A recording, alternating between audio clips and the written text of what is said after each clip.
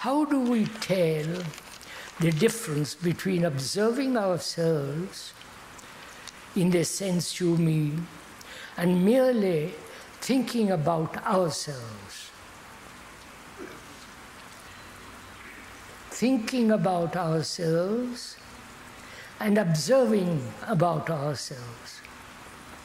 There are two different things according to this question. Thinking about oneself, which we all do. I am making progress, I am better than yesterday, I have my problems, which is thinking. I wish I had better food, better clothing, better housing, or I wish I had more sex, you follow money, thinking about oneself all the time, which most of us do. Even the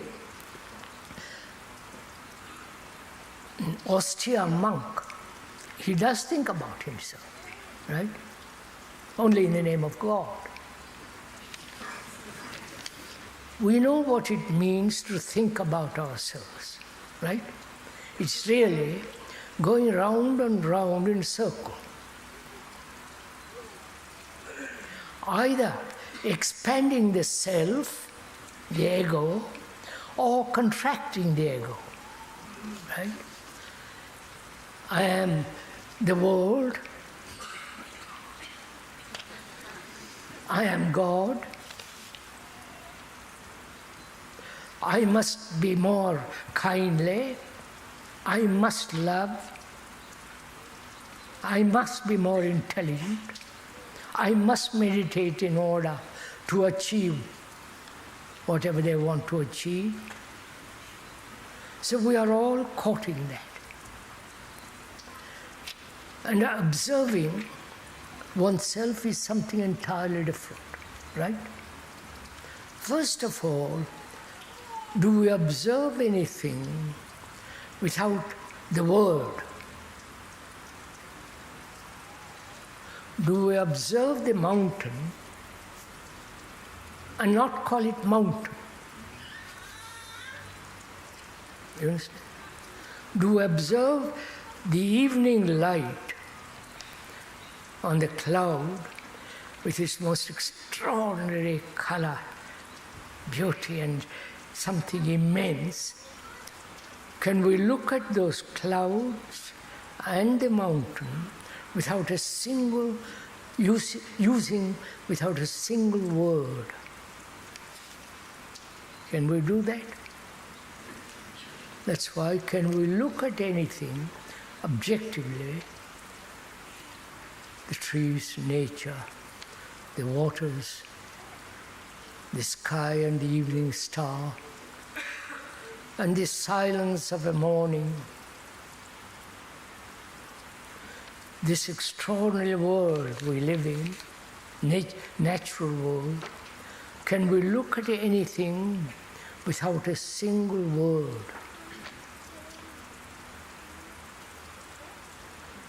And to find that out, we have to go into the question why the brain is caught in a network of words. You understand my question? We are asking, can we look at anything, including my wife, my husband, my daughter, the politicians, the various gurus and the priests and all the circus that goes on in the name of religion? Can we look at all that without reaction first? Then find out if we can look at all that without the network of words interfering with our observation. Can we do that? Have you ever tried that? When one looks at one's wife or husband,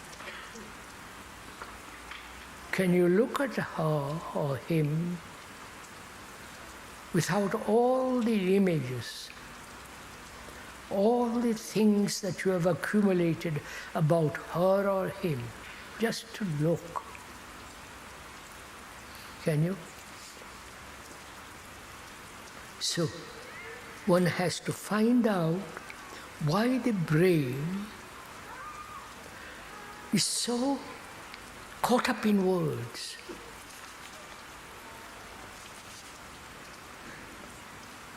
When you say he's a communist or a totalitarian, you have wiped it out, right? You have put him in a category, in a cage, and that's the end of it. Oh, he's British.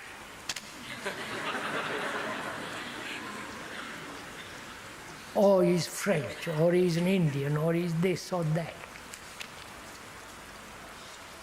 See what is happening to our brain.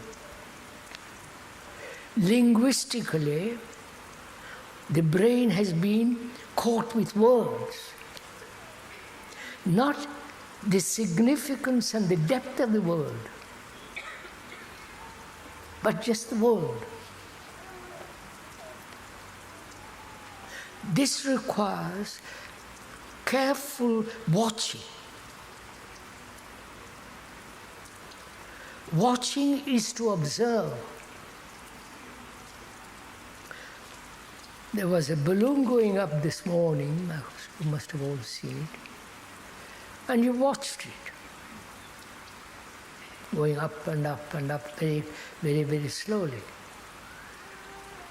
The gondola hanging, and you saw the whole thing.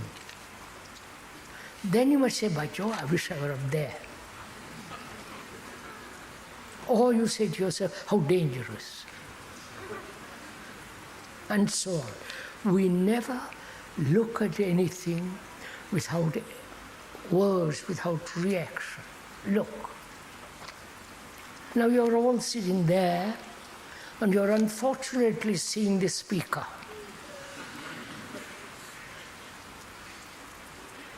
And you've already put him into a category.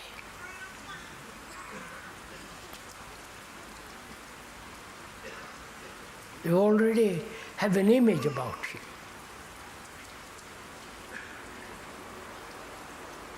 You already said he's this, he's that, or he's some kind of idiot, or whatever you like to say about him. So you never look at him as though for the first time. You understand? Have you ever done this kind of thing?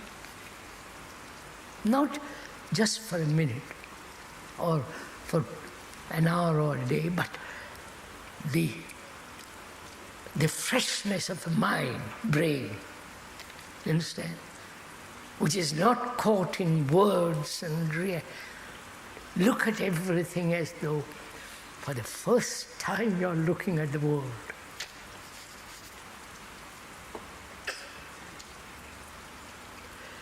That observation is to watch oneself, never allowing a single thought to escape without knowing, without watching it, being aware of it, giving your whole attention to that one thought. And then another thought, keep at it. So that your brain is tremendously attentive. You understand?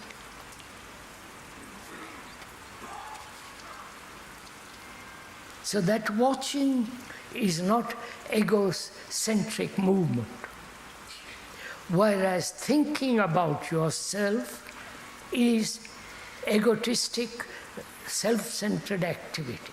This is clear, isn't it? Observing, perceiving has no time. The other is caught in time. Thinking about myself, I will fulfill one day. I have no roots now, but I'm going to establish roots sometime. I have no identity. You follow? All those are time-binding quality. time-binding quality is essentially the self, whereas the watching, if you watch that bird, there is no time in that at all. You're just watching, right? So the word and thought create the time.